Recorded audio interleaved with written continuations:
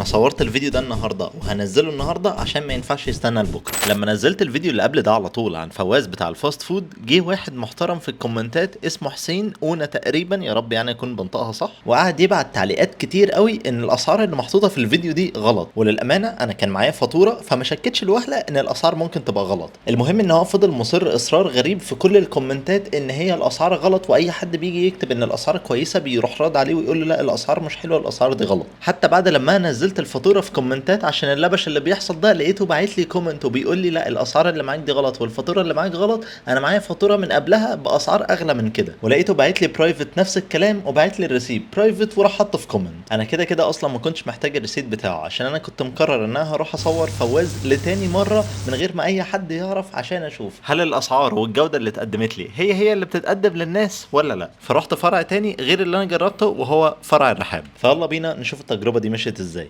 وعامه احنا طلبنا الاوردر بالتليفون، مش انا اللي طلبته، ما كانش فيه اي حاجه خالص تدل ان انا اللي كنت موجود.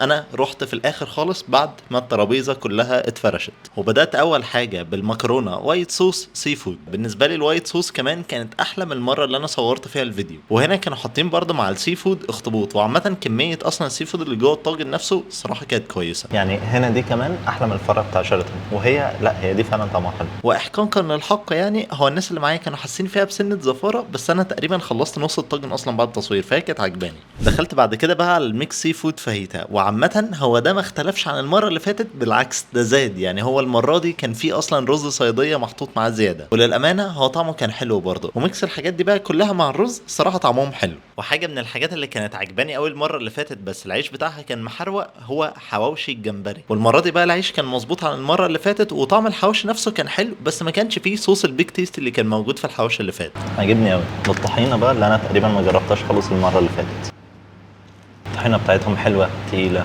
لا عجباني.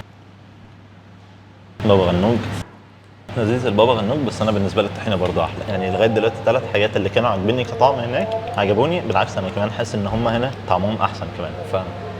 نروح اللي بعده. اخر حاجه اكلتها بقى وهي كانت شوربه السي فود. هي للاسف كانت بردت شويه، وهي اصلا كمان كانت نازله قبل ما اجي بحبه، فلو قلت فيها رايي هبقى بظلمها. وقبل بقى ما نخش على حته الاسعار، هم عندهم سيستم كان ان انت بتحاسب بعد الاكل. لما رحت عشان احاسب لقيتهم عاملين خصم 10%. سالتهم ايه ده، قالوا لي ان هم عاملين خصم لكل الناس الفتره دي في الصاله. الله اعلم بقى اذا كان الكلام ده مظبوط ولا هم كانوا عايزين يعملوا لي خصم عشان انا فود بلوجر وكده، الله اعلم، بس يعني هو ده اللي هم قالوه. طيب انا زي ما انا قلت النقط اللي للمحل وهي الطعم الصراحه، ان هو تقريبا كان زي الفيديو بالظبط. برضه اقول النقط اللي عليه. للاسف في حته الاسعار دي انا فعلا كنت غلطان، اسعار فعلا اللي انا كتبتها في الفيديو غلط، فانا بعتذر لكم على النقطه دي عشان الاسعار للاسف زي ما هقولها لكم. شوربه السي فود ب 130 جنيه، حواوشي الجمبري ب 90 جنيه، مكرونه فرن سي فود ب 120 جنيه. ما طلعتش اكبر ارخص مكرونه موجوده في السوق. وجبه الفاهيتا سي فود ب 220 جنيه. الاسعار للاسف انا اللي انا كنت مجربها دي كانت من اسبوعين، فاكيد الاسعار ما لحقتش تنط النطه دي. ما اعرفش ايه اللي حصل، يعني مش عارف هل هم